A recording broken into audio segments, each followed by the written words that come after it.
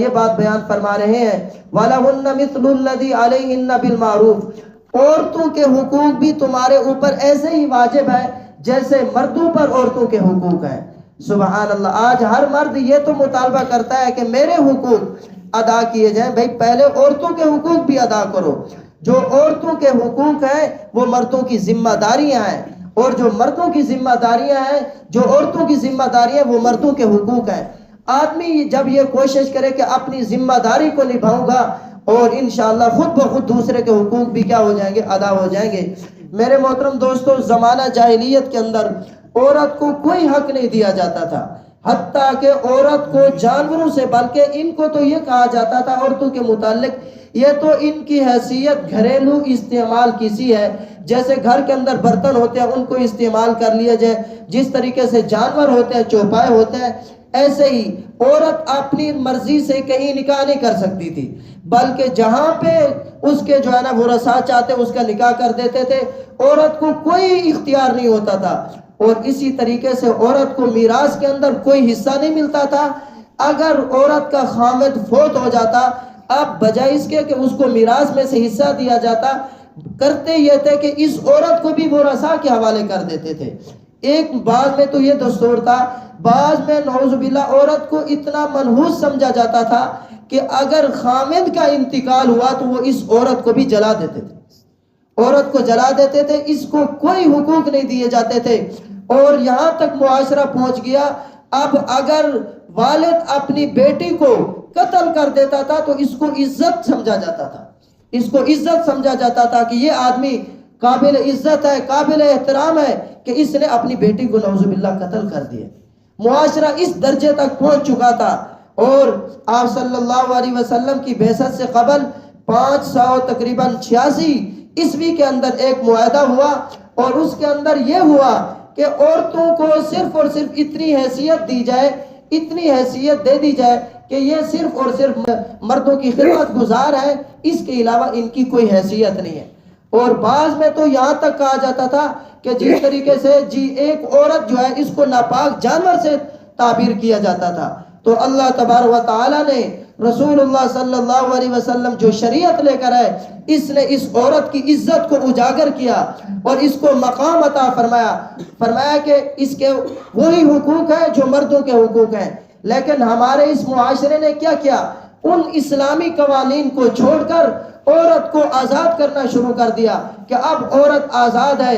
میرے محترم دوستو، معاشرے کے اندر دو چیزوں کی وجہ سے فساد آتا ہے۔ جب عورت کے حقوق بالکل ادا نہ کیے جائیں، عورت کو پستی کے اندر گرا دیا جائے، تب بھی معاشرے میں بگاڑ آتا ہے۔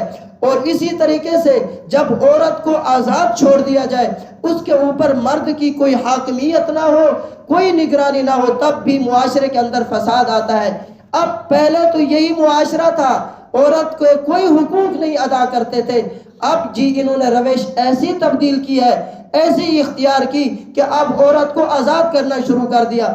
آج ہر جگہ یہی نعرے لگ رہے ہیں کہ جی عورت کو آزاد کر دیا جائے۔ جب عورت آزاد ہوگی، جس طریقے سے پہلے زمانے کے اندر عورت کو پست کر دیا تھا، تب بھی معاشرے کے اندر فساد آیا تھا، اب بھی اگر عورت کو آزاد چھوڑ دیا جائے گا تب بھی معاشرے کے اندر فساد آئے گا، زنا عام ہوگا، قتل و غارت عام ہوگی۔ میرے محترم دوستو، آج آپ دیکھ رہے ہیں اللہ تبارک و تعالی نے جو قوانین بنائے ہیں وہ سب میرے لیے اور آپ کے لیے، اس میں سراسر خیر اور بھلائی ہے، اس کے اندر حکمت ہے، اس کے اندر مصلحت ہے۔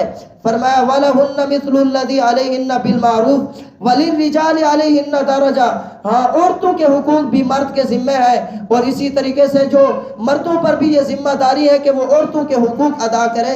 لیکن ایک بات یہ ہے کہ اللہ تبارک و تعالی نے مردوں کو فوقیت عطا فرمائی ہے، مردوں کو اللہ تعالی نے حاکم بنایا ہے۔ اب عورت نے رہنا ہے تو مرد کی نگرانی کے اندر رہنا ہے۔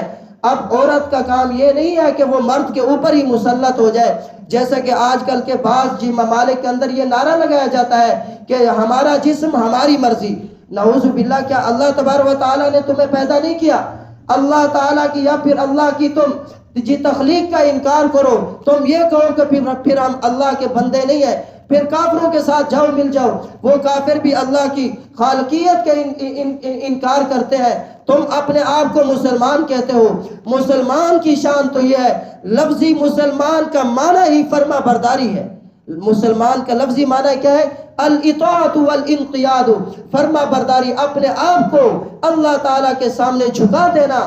جو کچھ احکام اللہ تعالیٰ نے دیے ہیں اس میں سراسر خیر اور بھلائی ہے۔ تو اللہ تبارک و تعالیٰ نے مردوں کو نگران بنایا ہے عورتوں پر۔ جب تک مرد نگرانی کرتے رہیں گے عورتوں کی، عورتیں مردوں کی نگرانی میں رہے گی، اس وقت معاشرے کے اندر انشاءاللہ اصلاح ہوگی، معاشرے کے اندر امن ہوگا۔ لیکن جب اس کے برخلاف کیا جائے گا کہ مردوں کو محکوم بنا دیا جائے، عورتوں کو حاکم بنا دیا جائے، تو پھر معاشرے کے اندر خیر نہیں آئے گی، معاشرے کے اندر بھلائی نہیں آئے گی، پھر معاشرے کے اندر بگاڑ آئے گا۔ اس چیز کو مد نظر رکھیں۔ آگے اللہ تعالیٰ فرما رہے ہیں واللہ عزیز حکیم، اللہ تعالیٰ غالب ہے، حکمت والے ہیں۔ ہاں، عورت کو کمزور پیدا کیا گیا ہے، اگر کوئی خامد جان بوجھ کر اپنی بیوی کو ایذا پہنچائے گا تو فرمایا کہ اللہ تعالیٰ غالب ہے، اللہ تعالیٰ اس خامد کو سزا دیں گے۔